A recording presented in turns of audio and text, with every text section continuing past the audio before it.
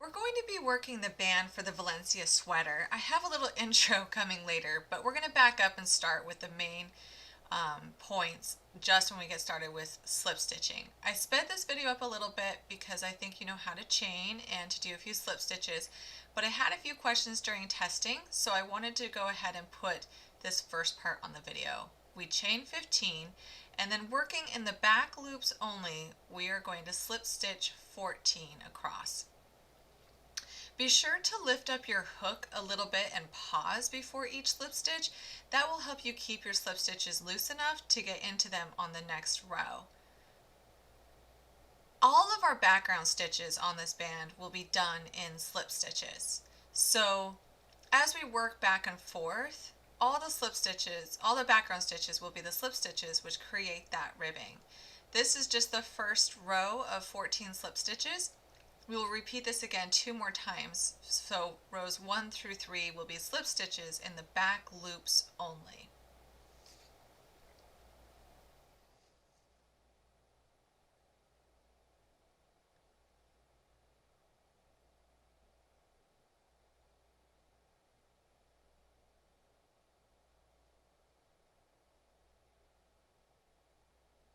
Now that we have our first 3 rows of slip stitches, row number 4 is really where we get started with our cabling.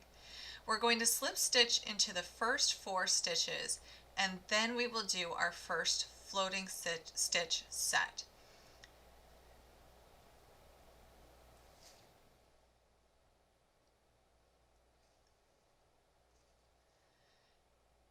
Now here's where we're going to do our first front float 2 double crochet. We are going to be working into the rows below. Now when we're getting started, you're just going to pick this stitch or strand. Sometimes I like to work through just one strand from directly below. We will be working both of our front floating stitches into this strand. So we'll do our first front float double crochet, and then we will go ahead and do our second front float double crochet into that same strand. And this creates the first front float 2 double crochet. It's abbreviated as FF2DC. Now we will slip stitch into the background stitch. We're not skipping any, we're slip stitching into the very next stitch available. And now we're going to go ahead and repeat that front float 2 double crochet again by finding either a stitch or a strand that's on the rows below, and we will create both of our front floating double crochets into that one spot.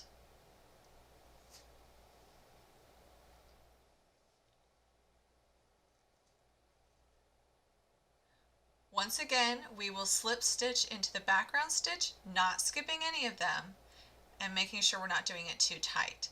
Now if you're doing the thinner band, you won't be doing as many of these across, but it's really similar. It's just less repeats. So for the thicker band, we're going to once again front float 2 double crochet.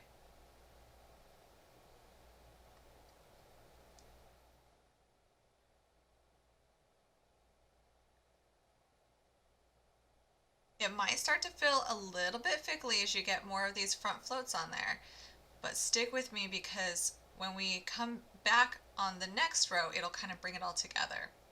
Now we're going to slip stitch 2 of the background stitches in the back loop only. And then we are going to repeat everything we just did again, remembering to front float 2 double crochet into the same strand from the rows below.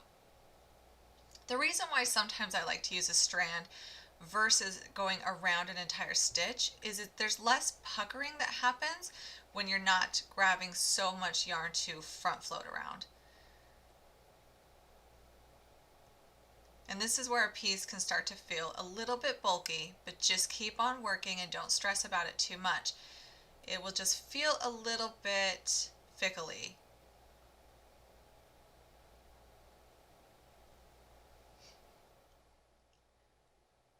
Now we'll slip stitch 1 into that back loop. And now this will be our last front float 2 double crochet for this row.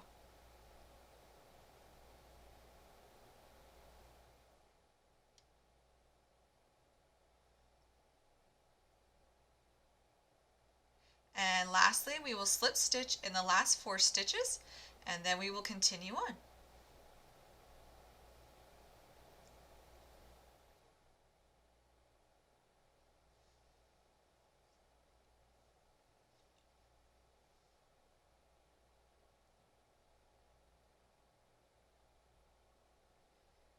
Once again, it kind of curves, it kind of bunches up a little bit, but this next row is going to really help bring this back together and make those floating stitches pop on the front. So we'll start by slip stitching in the back loop only, the first 4. And on this row, we will only be working those slip stitch in the back loops, and we will be skipping all of those floating stitches. So here's where we will skip the next 2 and go to the next background slip stitch, continuing to slip stitch in the back loop only, skip 2, and then we will slip stitch into the next 2. So your background stitches will remain the same for every single row, and those floating stitches will just float on the front. By doing this, by skipping those floating stitches, it allows those floating stitches to be pushed forward, which really gives that pop. We'll slip stitch in the last 4, and then we will be ready for our next step.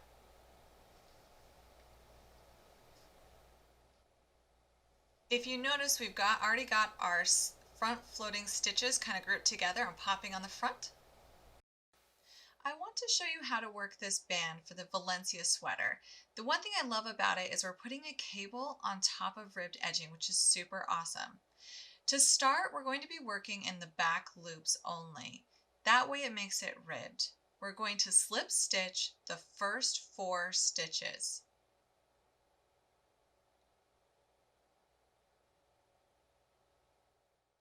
Next, we are going to do our first set of floating stitches. We're doing a crossover, so we're going to skip the first 6 floating stitches, or 4 for the small band, and we're going to work our floating stitches around the next 2. For this, I like to do a double treble if it's pulling too tightly. That way it lays nicely. We don't want any puckering with this crossover. So we do our first 2 floating stitches, and then next it's time to do our background slip stitch. So don't skip anything, and in the very next slip stitch that's unworked, we're going to slip stitch 1. Now we're going to work the next 2 floating stitches again.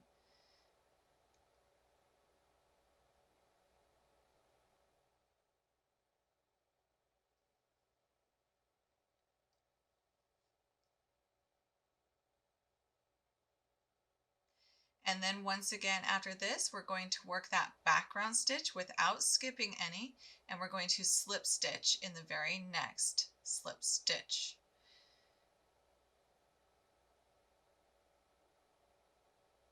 You might kind of have to shift some stitches out of the way here. And now for the very last 2 floating stitches on the left side of this cable. And it might feel a bit awkward doing these just because we are shifting stitches from left to right so quickly, which is why I love this method. It is possible. But right now we're going to work another slip stitch on our background stitches, and you kind of have to shove your front crosses over a little bit to find that slip stitch, and then go ahead and slip stitch in that next slip stitch that's available.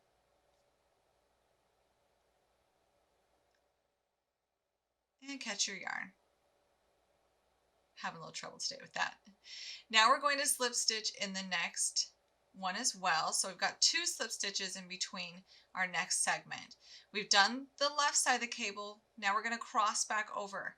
I find it easier to shift my work to the right to do this next part, just because we're working back so far.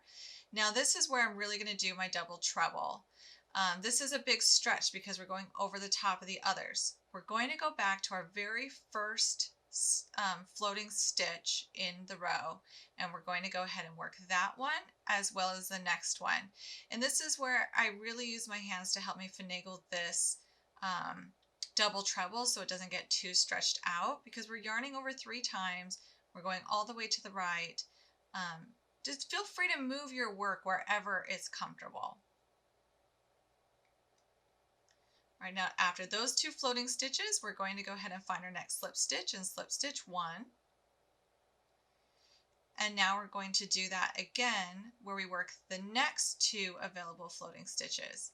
Now if you're doing a small cable after this, you would be done because there's only 2 sets of floating stitches, 4 floating stitches for each side of the cable. But for the large one, we're doing 3 sets of floating stitches on each side of the cable. So after this one, we're going to go ahead and slip stitch again on the background stitches. And now we're going to work our last 2, and you kind of have to open it up and find them a little bit. We're going to work our very last 2 floating stitches.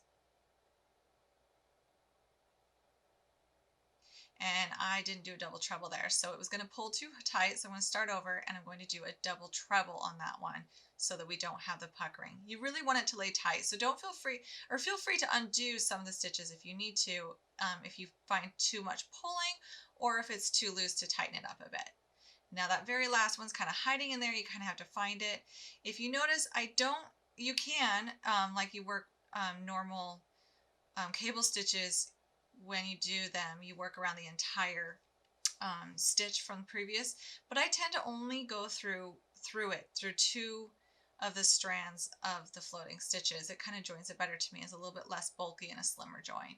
So now we're going to do the last 4 slip stitches in the row. And that last one can kind of be a bit cheeky on you. You kind of have to pull it out a little bit.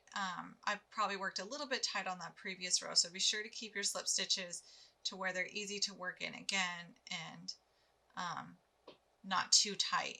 So now we're going to turn, and this is a wrong side row. We've got all of our lovely stitches on the front. It's really important to kind of get these to sit into place. You can kind of help that cable cross by pulling it a little bit, get all those stitches where they're supposed to sit. And now on this wrong side row, we are going to slip stitch through all the background stitches, skipping any floating stitches. So this is where our stitch count goes back to our background stitch count. And we completely skip those floating stitches and we let them float on the front. This helps put them in place as well as it helps them pop on top of the fabric versus falling within it.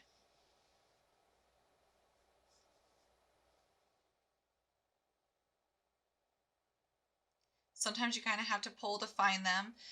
Make sure, and the crossover, I think this is the hardest part of it. Just make sure that you're paying attention to each stitch along the way and only slip stitching into those background stitches. And this is where you see I'm trying to, where the crossover is, it tends to want to pull it. So you kind of have to like unpucker it and find those stitches. That's what's important in this. And after you get this row done, they sit really, really nicely where they're supposed to.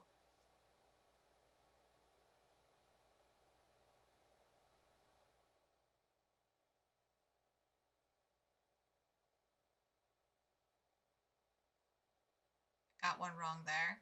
So even on this center part, I have to really pay attention to say, okay, did I miss one? Was it tucked in there? Do I need to pull it open?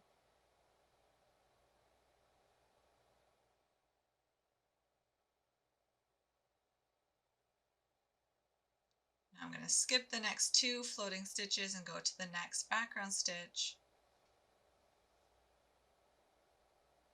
Skip the next 2 floating stitches and you just want that background stitch. And then I'm going to skip the last 2 floating stitches and do the last 4 slip stitches in the row. I am using a furls hook. I really like this hook for this type of work. I find the weight of it kind of helps me out a little bit. This is the Furls Odyssey. Now I'm going to chain 1 and we're going to turn back to the right side row. Now we've got our beautiful crossover. I feel like that's the most challenging row in this band, but once you practice it a few times, it will get a lot easier. Now we're going to go ahead and do our next row, which is a lot simpler since we're not doing any crossovers, and we'll slip stitch the first 4 and then we will front float double crochet 2 floating stitches and then we will slip stitch a background stitch.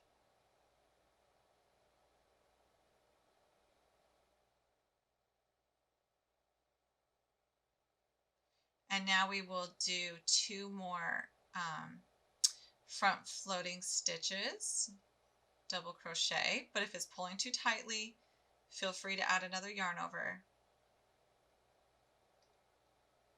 And if you're doing the thinner cable for this, you would be done with the right side of the cable.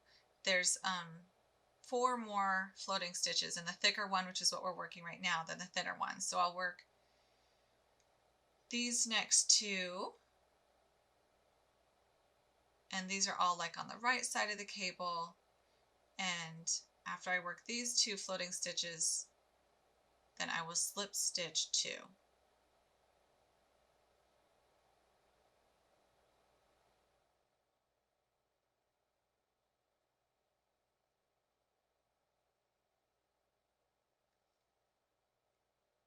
And now for the remaining floating stitches.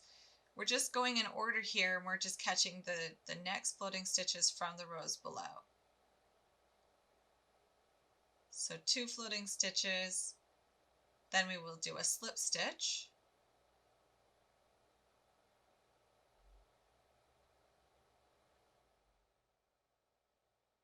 And now we will do 2 floating stitches.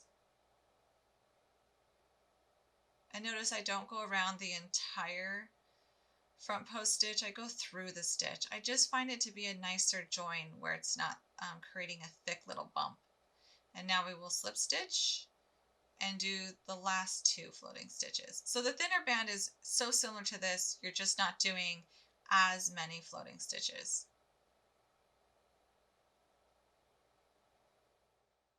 And now we will slip stitch in the last 4, and then we'll do the same thing as we did before on the wrong side, where we will slip stitch in the background slip stitches only, skipping any of those floating stitches. And this is really the parts that you need to know to complete this band. And then you just keep working it, and you just keep making it bigger and bigger, and it gets kind of relaxing after a while because you learn that repeat in your head and you don't have to look at the piece of paper for the pattern anymore, and you just make as many repeats as you need. So I hope you really enjoy working this fun, new, fresh band that's stretchy and has an awesome cable on it.